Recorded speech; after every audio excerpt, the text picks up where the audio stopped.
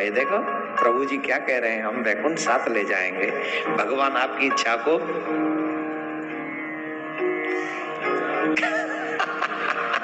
पूरी करे, पक्का पूरी करे। जय हो। और देख मैया भी खूब मुस्कुरा रही है, मतलब तैयार बैठी है संग जाने के लिए, इन्हीं के संग जाऊंगी मैं तो। हाँ, कितनी खुश हो रही है। भोलेनाथ देखा, बोला देखो कितने खुश हो रहे, वैकुंठ साथ जा रहे हैं। आओ हम वैकुंठ चतुर्दशी की कुछ अच्छी चीजें आपको बता देते हैं जो आज तक शायद आप लोगों को नहीं पता था, और या किसी को पता होगा तो किया नहीं होगा। कल करने का एक अलग महत्व है। दीपदान हम कर सकते हैं तुलसी पे, दीपदान हम कर सकते हैं किसी नदी सरोवर के तट पे, दीपदान हम कर सकते हैं मंदिर में, अच्छी जगह जहां है वहां हम दीपदान कर सकते हैं। परंतु नदी के और सरोवर के या तालाब के तट पे नदी दीपदान का एक बहुत बड़ा महत्व है। उसमें भी गंगा और जमुना मिल जाए फिर कहना ही क्या, उसका तो फिर वर्णन ही नहीं कर सकते। तो कार्तिक मास में ऐसी कई कथाएं आती हैं कि एक बार देवर्षि नारद गए नारायण भगवान के पास और नारायण भगवान से कहा, प्रभु आपका नाम भक्त वत्सल है, आप दीन बंधु हैं, पर इन नामों की सार्थकता क्या है? आप कृपा करके हमको एक बात बताइए, आपके वैकुंठ में कौन आ सकता है? आपके वैकुंठ में कौन आ सकता है? अरे बोले जिसके अच्छे कर्म होंगे, जो हमारी भक्ति करेगा वो वैकुंठ आ जाएगा। तो बोले इसमें आपका क्या बड़कपन हुआ? फिर आपका पुण्य करे और न जाने क्या क्या करे, उसके बाद वो अगर वैकुंठ आता है तो इसमें आपका तो कोई बड़कपन है ही नहीं, वो तो उसके कर्मों का फल है। तो आप दीन बंधु कैसे हुए? ये बात तो सिद्ध कैसे होगी कि आप दीन बंधु हैं? नारद जी से पूछा आप चाहते क्या हो? बोले हम ये चाहते हैं महाराज, कोई कार्य ऐसा करो कि कम उपाय में या कम प्रयास में व्यक्ति वैकुंठ आ जाए।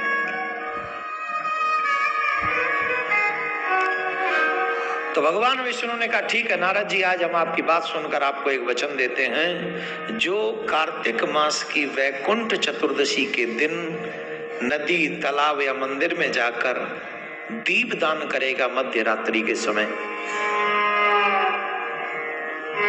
उसके लिए मेरे ये वैकुंठ के द्वार खुले रहेंगे और वो वैकुंठ आ सकेगा।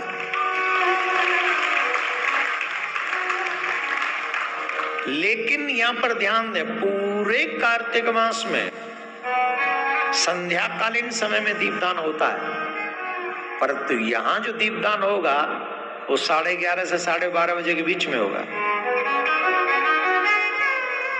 ये जो दीपदान का महत्व है 11:30 से 12:30, सिर्फ 1 घंटा। क्या रीजन है? बोले रीजन इसके पीछे एक है। एक बार भगवान विष्णु जो है भोले बाबा से मिलने के लिए, उनकी साधना करने के लिए उनके मन में इच्छा हुई, तो काशी मणिकर्णिका घाट पर पहुंचे और वहां कंकड़ को देख, मां तो मणिकर्णिका घाट पे तो सभी शिवमय हैं, वहां बैठकर वो शिव का आराधना करने लगे मणिकर्णिका घाट पर। और मणिकर्णिका घाट पर जब वो वहां आराधना करने लगे, बैठ गए, तो बहुत देर बाद उन्हें अचानक से याद आया, अरे हम तो ध्यान में बैठ गए, हमने तो दीप जलाया ही नहीं। और वो मध्य रात्रि का समय था और वैकुंठ चतुर्दशी की रात्रि थी। तो उन्होंने लक्ष्मी जी से कहा, लक्ष्मी तुमने भी ध्यान नहीं दिलाया और हमें भी ध्यान नहीं रहा, हमने तो दीपदान किया ही नहीं, लाओ दीपक लेके आओ, दीपक जलाओ।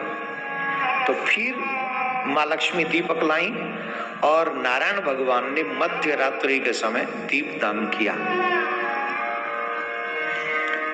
याद रखें, जो मध्य रात्रि के समय दीपदान करता है वो भी किसी जमुना, गंगा, नर्मदा, किसी आध्यात्मिक नदी सरोवर के तट पर रहता है। कितना सरल है,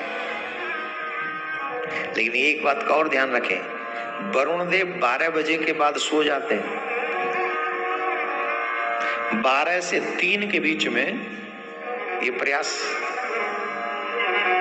लेकिन एक और बात है, विशेष जगह पे ये बात मान्य नहीं होती। जैसे चंद्र ग्रहण हो गया, और चंद्र ग्रहण ही है 12 से 3 बजे के बीच में, तो चंद्र या कोई चंद्र ग्रहण के समय ये बात आएगी कि स्नान ग्रहण से पूर्व, ग्रहण के मध्य और ग्रहण के अंत में स्नान करना है। तो विशेष समय पर ये वरुण देव की जो मर्यादा है कि 12 से 3 वाली, ये फिर मान्य नहीं होगी। तो कल भी ये विशेष दिन है, वैकुंठ चतुर्दशी है। वैसे प्रयास ये कर लें कि आप 12 बजे से पहले ही दीपदान कर दें। उसके बाद भी थोड़ा बहुत हो जाए तो वरुण देव से कहना, प्लीज तुम अपनी चिंता मत करो निद्रा की, हमें वैकुंठ की चिंता पड़ी है इसलिए आए, क्षमा करना। एक और अच्छी बात हम आज आपको बता देते हैं, वैकुंठ चतुर्दशी के दिन ही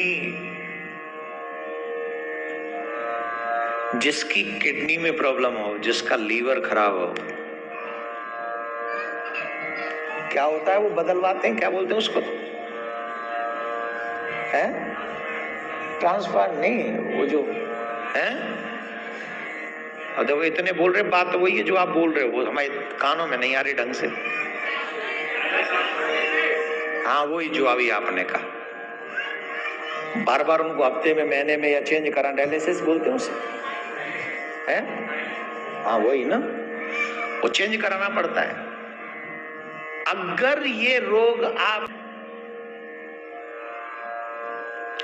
10 दिन में रिपोर्ट करा के देखेंगे तो अंतर पाएंगे आप। इसलिए कल बहुत तेजी से आप सबको कल रात्रि से पहले ये वीडियो देख लेना चाहिए, और लोगों को हम चाहेंगे कि आज जल्दी इसको दोबारा से सिर्फ उतना ही वीडियो बनाकर आप तक पहुंचा दें, और फिर आप उसे थोड़ा स्पेंड कर दें जिससे कल फायदा मिल जाए। हम बोलना तो कल चाह रहे थे, पर कल कथा लंबी चलती चली गई तो रह गया ही।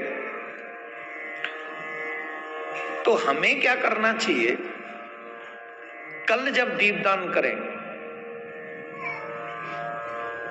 एक पीपल का पत्ता लेके जाएं, पहले ही ले लें, रात में न तोड़ें, पहले ही तोड़ लें।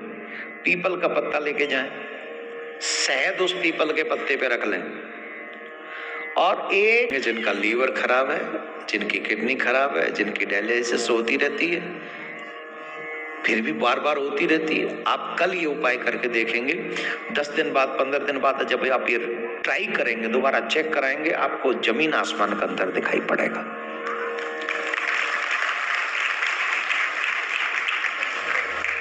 तो कल वैकुंठ भी चले जाओ, और कल निरोगी काया, वैकुंठ में ही से जब जाओगे तभी पहुंचोगे, अभी थोड़ी। हाँ जब जाओ, बाबूजी को टेंशन हो रही, मैं कहीं ऐसा ना मैं चला जाऊं और ये पीछे रह जाए, कहीं किसी क्या बात करें हैं। नहीं नहीं, अभी तो जी अभी तो कई बार आएंगे हमने कथा सुनाने, आप सुनते रहिए जोड़ के साथ ऐसे ही चकाचक। हाँ।